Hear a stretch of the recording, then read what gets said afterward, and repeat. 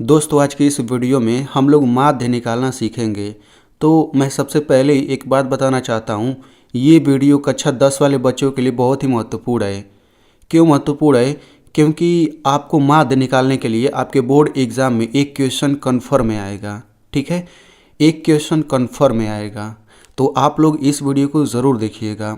और माध्य निकालना बहुत ही आसान है, यानी कि ये जो सारणी से माध्य निकालना है ये बहुत ही आसान है। अगर आप इस प्रश्न को समझ लेते हैं तो माध्य निकालने के लिए जितना भी ऐसे प्रश्न पूछा जाएगा आप उन सभी को आराम से लगा सकते हैं। ठीक है, बस संख्या अलग रहेगा। ठीक है ना।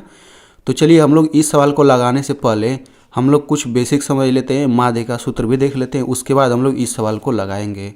चलिए, तो यहाँ पर देखिए, माध्य बोला जाए या समांतर माध्य बोला जाए, दोनों एक ही चीज़ है। माध्य बोला जाए या समांतर माध्य, दोनों एक ही चीज़ है। यानी कि आपको माध्य बोले निकालने के लिए या फिर समांतर माध्य बोले निकालने के लिए हम दोनों में से कोई निकालेंगे, दोनों एक ही चीज़ है। माध्य को इंग्लिश में मीन कहा जाता है, समांतर माध्य को इंग्लिश में अरिथमेटिक मीन कहा जाता है। ठीक है, अब देखिए माध्य का सूत्र क्या होता है, आप लोग इसे एकदम बढ़िया से याद कर लीजिएगा। माध्य का सूत्र होता है सिग्मा एफ एक्स बटे सिग्मा एफ। ठीक है ना, माध्य का सूत्र होता है सिग्मा एफ एक्स बटे सिग्मा एफ, ये सिग्मा होता है। अब जब हम सवाल लगाएंगे तो सिग्मा का मतलब आपको और अच्छे से समझ आ जाएगा। ठीक है, एफ एक्स भी समझ जाएंगे आप। अब देखिए सिग्मा जो होता है ना, सिग्मा का मतलब होता है योग या फिर जोड़। ठीक है, सिग्मा का मतलब होता है योग या फिर जोड़। अब देखिए एफ, बारंबारता को हम लोग स्मॉल एफ से दिखाते हैं, यानी कहीं पे स्मॉल एफ लिखा है तो समझिए बारंबारता लिखा है, क्योंकि एफ का फुल फॉर्म ये होता है। तो चलिए अब हम लोग यहाँ पे सवाल लगाना स्टार्ट करते हैं। तो यहाँ पे सवाल लगाने से पहले सबसे पहले हम लोग ये जान लेते हैं कि आपसे सवाल कैसे पूछा जाता है। तो देखिए, आपको ऐसे ही सारणी दे दिया जाएगा और ऊपर आपसे पूछा जाएगा कि निम्न सारणी से माध्य ज्ञात कीजिए। यहाँ पे माध्य भी लिख सकता है या समांतर माध्य भी लिख सकता है। ठीक है ना। तो इस सारणी में कैसे लिखा रहेगा, इस सारणी में ऊपर दो दो संख्या एक साथ लिखा रहेगा, नीचे एक एक संख्या रहेगा। यहाँ पे कुछ भी लिख सकता है, जैसे यहाँ पे वर्ग अंतराल लिखा है, यहाँ पे बारंबारता। किसी किसी सवाल में हो सकता है कि यहाँ पर लिख दे प्राप्तांक और यहाँ पे विद्यार्थियों की संख्या, यहाँ पे कुछ भी लिखे, हमेशा ऊपर दो दो संख्या रहेगा, नीचे एक एक संख्या रहेगा। ठीक है, तो आपसे ऐसे ही सवाल पूछा जाएगा। तो इसको लगाना कैसे होता है, इसको लगाने के लिए हमें सबसे पहले सारणी बनाना होता है। ठीक है, तो हम सारणी कुछ ऐसे बनाएंगे, मैं आपको बता देता हूँ कैसे बनाएंगे। देखिए, ये वर्ग अंतराल है ना, तो हम यहाँ पे वर्ग अंतराल लिखेंगे और वर्ग अंतराल के लाइन में ये सब जितनी संख्याएं हैं, दो दो संख्या एक साथ, उनको हम नीचे लिखते जाएंगे ऐसे क्रम से। फिर बारंबारता यहाँ पे लिखा है तो यहाँ बारंबारता लिखेंगे।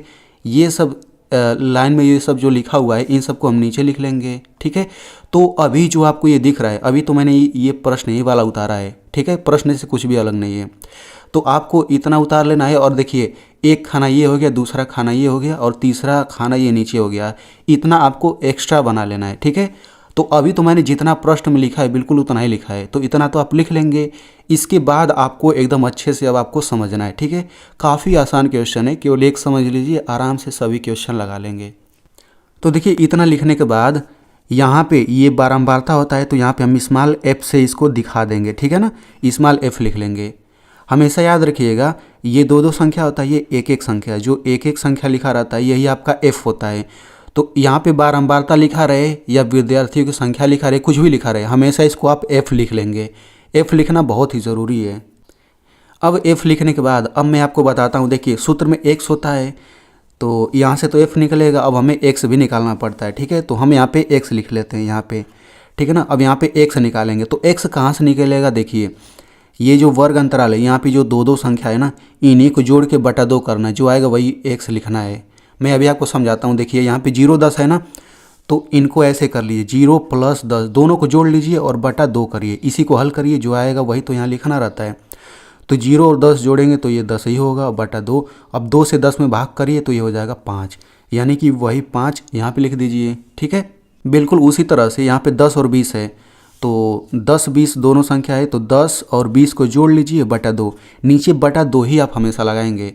अब ऊपर जोड़िए, तो 10 और 20 जोड़ेंगे, ये हो जाएगा 30 और ये हो जाएगा बटा 2। अब देखिए, 2 से 30 में भाग करेंगे, चाहे काट भी सकते हैं, तो 2 1 हम 2, यहाँ पे 1 बचेगा, 2 5 10, ये हो जाएगा 15। तो बस यहाँ पे आप 15 लिख लीजिए। ठीक है, वैसे 20 और 30 को जोड़ करके बटा 2 करेंगे तो ये आपका आ जाएगा 25। तो मैं आपको बताना चाहता हूँ ये जो x निकल रहा है, पहला तरीका आपको क्या दिख रहा है, पहला तरीका मैं आपको जो बता रहा हूँ, इनको जोड़ के बटा 2 कर रहे हैं तो ये 5 आया, इनको जोड़ के बटा 2 कर रहे हैं तो 15 आया। भाई यही तरीका नहीं है ये x निकालने का। एक दूसरा भी तरीका मैं आपको बताता हूँ जो कि एकदम सिंपल है। आपको क्या करना है, देखिए इन दोनों के एकदम बीच में जो संख्या आता है ना वही x आएगा। तो 0 और 10 के बीच में क्या आता है, 5 आता है। ठीक है, बीच मतलब एकदम बीचों बीच की बात कर रहे हैं। अब देखिए 10 और 20 के बीच में क्या आएगा, 15। अरे भाई 10 और 20 के बीच में 15 ही तो आएगा, तो 15 लिख लीजिए। ठीक है, 20 और 30 के बीच में क्या आएगा, 25 आ जाएगा। 30 और 40 के बीच में क्या आएगा, 35 आ जाएगा। ठीक है ना।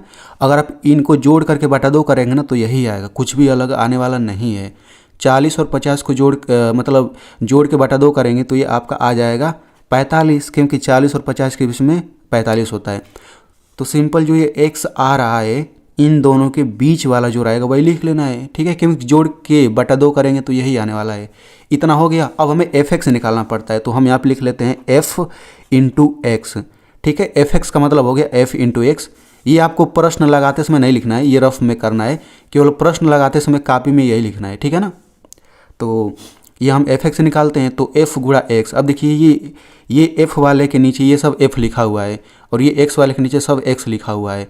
तो हम f और x का गुणा करते हैं तो 3 और 5 का गुणा करेंगे तो ये हो जाएगा 15। 10 और 15 का गुणा करेंगे तो ये आपका हो जाएगा 150 हो जाएगा। अब 11 और 25 का गुणा करेंगे तो 11 और 25 का आप गुणा करेंगे तो ये आपका आ जाएगा 275। आप गुणा करके देख लीजिएगा। 9 और 35 का गुणा करेंगे तो ये आपका हो जाएगा 315। 7 और 45 का गुणा करेंगे तो ये भी 315 ही आएगा। ठीक है, अब गुणा कर लेने के बाद देखिए, गुणा कर लेने के बाद हमें देखिए सूत्र जो होता है, सूत्र में fx हमें चाहिए और f चाहिए, यानी कि ये आपका fx है, ये आपका f है, हमें इन्हीं दोनों की ज़रूरत है। ठीक है ना। तो देखिए इन सभी को हम जोड़ लेते हैं f को, तो 3, 10, 11, 9, 7 इन सभी को जोड़ेंगे तो ये आपका आ जाएगा 40। अब इनको जोड़ लीजिएगा तो देखिए ये f के लाइन में, यानी कि ये भी f है, ये भी f है, ये भी सब f है, लेकिन हमने इन सभी f को जोड़ दिया है तो इसी को हम सिग्मा f बोलते हैं, क्योंकि सिग्मा का मतलब योग होता है, जोड़ होता है। ठीक है, तो मैंने f को जोड़ दिया तो यही सिग्मा f है। समझ में आ गया ना। ठीक है, इनको जोड़ना नहीं, इनसे हमें कोई काम नहीं। अब ये देखिए fx है तो ये fx के लाइन में ये सब fx है, तो ये भी fx है, ये भी fx है, ये भी सब fx है। तो इन सभी को जोड़ेंगे तो क्या आएगा, तो इन सभी को जोड़ने पर ये आपका आ जाता है 1070। आप इनको जोड़ लीजिएगा तो देखिए इन सभी मैंने fx को जोड़ा है तो यही तो आपका सिग्मा fx है, यही सिग्मा fx है। ठीक है, तो हमें यही दोनों ज़रूरत है, फिर हमारा सवाल लग जाएगा। तो ये सारणी में बनाने के बाद, ऐसे जोड़ने के बाद अब हम फार्मूला लगाएंगे। तो लिखेंगे माध्य बराबर सिग्मा fx बटे सिग्मा f। सिग्मा fx क्या आ गया है, 1070, तो ये हो जाएगा 1070 बटा सिग्मा f क्या आ गया है, 40 आ गया है। ठीक है, इतना हो गया। अब यहाँ पे आपको क्या करना है, देखिए अगर यहाँ पे आपको काटना आता है तो आप इसको काट करके छोटा कर लीजिए, फिर भाग करिए। अगर आपको काटना नहीं आता तो सीधे 40 से 1070 में भाग कर दीजिए। ठीक है, तो मैं यहाँ पे क्या करूँगा, पीछे से 1 शून्य कट जाएगा तो आराम से काट लीजिए। अब आपको 107 में 4 से भाग लगा देना है। ठीक है, तो देखिए तो 4 से 107 में आप भाग लगाएंगे। देखिए 4 से 107 में भाग लगाएंगे तो देखिए आपका इतना आएगा। यहाँ पे देखिए कट चुका है, यानी कि 26.75 हम लोग यहाँ पे लिखेंगे तो ये हो जाएगा 26.75। ठीक है ना। तो बस यही आपका आंसर हो जाएगा। तो बस आपको इतना ही कापी में लिखना है। आपको आराम से जितने भी नंबर का आएगा ये क्वेश्चन, 4 नंबर का, 2 नंबर का, आराम से आपको मिल जाएगा। ठीक है।